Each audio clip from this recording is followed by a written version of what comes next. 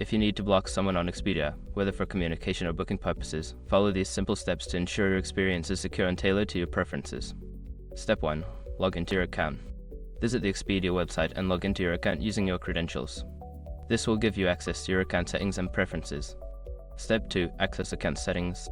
Once logged in, navigate to the account settings section. This is typically found in the upper right corner of the homepage, often represented by your profile icon or name. Step 3. Manage contacts. In the account settings, look for a section related to managing contacts or privacy settings.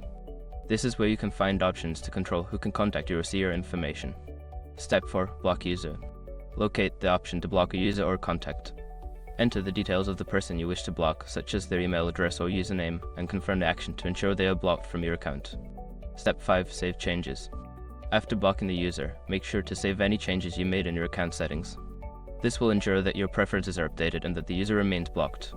By following these steps, you can effectively manage your interactions on Expedia and enhance your overall experience.